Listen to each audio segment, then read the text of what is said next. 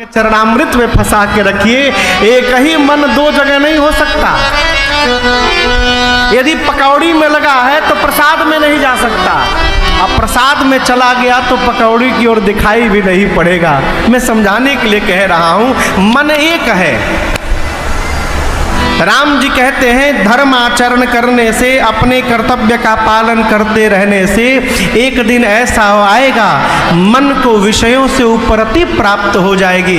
अब मन जब विषय से दूर हटेगा तो उस जीव का मन मेरी चरणों में आके लग जाएगा और उसे मेरी भक्ति प्राप्त हो जाएगी।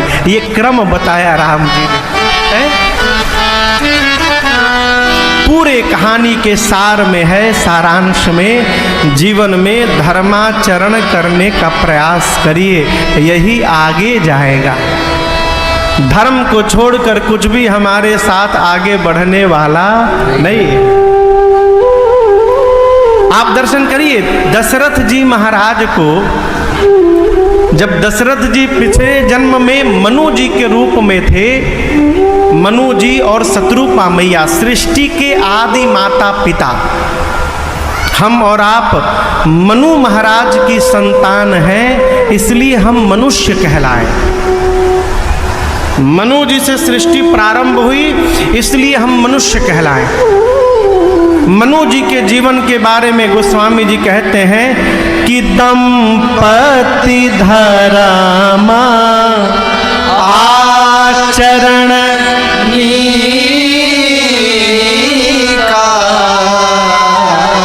नीक, नीक बुझाता, नीक, नीक मने,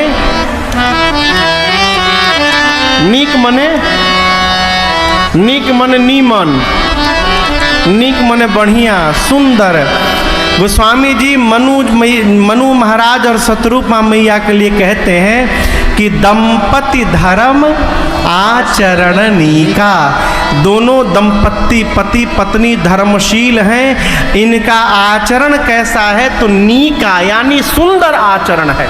और उसका परिणाम है अजहु गाव श्रुति जिनके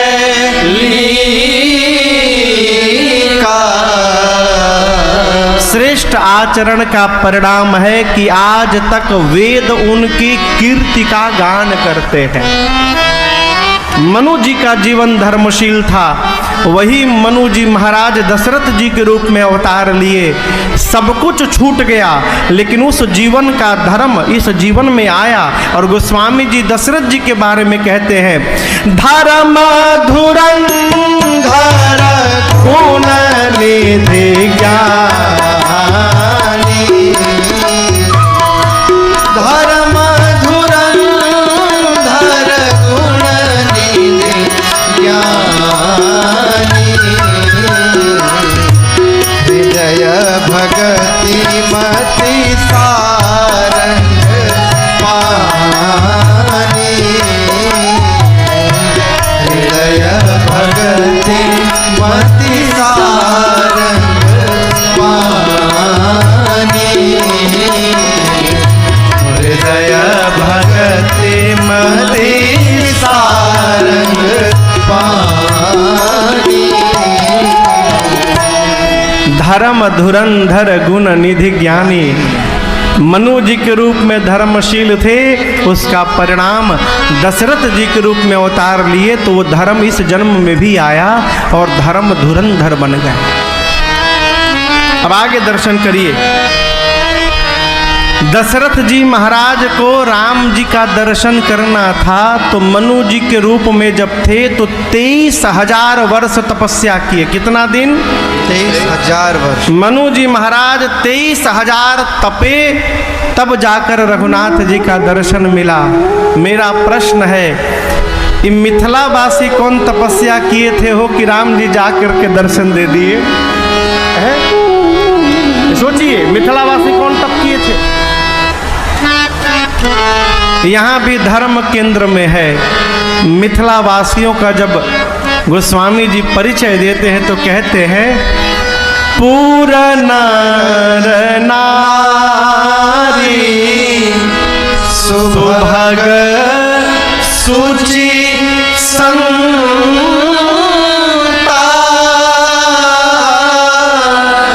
एगो एगो बहुत नीमन बात बताई। राम कथा में 3 नगर का वर्णन है मुख्य रूप से। पहला नगर कौन है कहिए?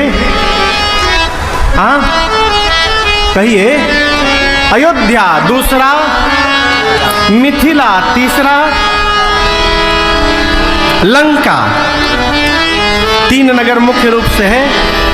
लंका निशाचरों की नगरी है, लेकिन दर्शन करिए 100% निशाचरों की नगरी लंका नहीं है।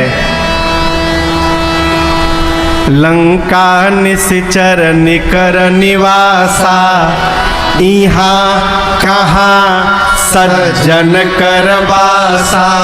उन निशाचरों की नगरी में भी एगो भगवान के भगत जी बैठे हैं। कौन? विभीषण जी महाराज। तो 100% लंका भी नहीं है। अयोध्या मेरे रघुनाथ जी की नगरी है, प्रभु क्षमा करिएगा, साधुओं की नगरी है, लेकिन 100% यहाँ भी नहीं है। वो यहाँ भी एगो दुष्ट बैठी है घाल मेल करे खातिर। कौन? नाम मंथरा मंदमती, चेरी कई मंथरा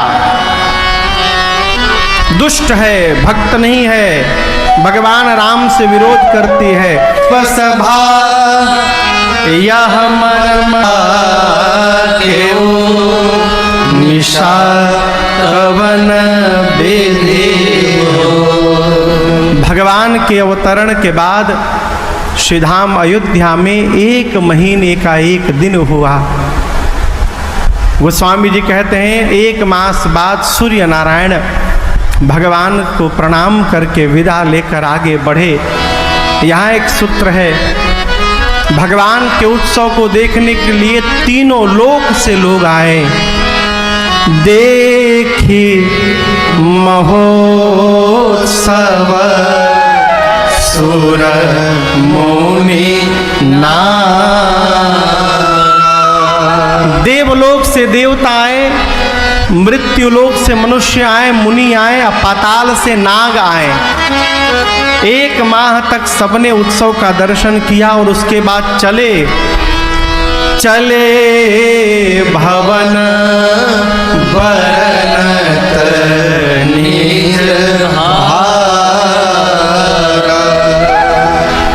अपने सौभाग्य का वर्णन करते सभी लोग अपने अपने घर गए। ये प्रसंग कहता है माई बाप जीवन में सदैव सौभाग्य देखिए। क्या देखिए? सौभाग्य। कैसे देखें महाराज?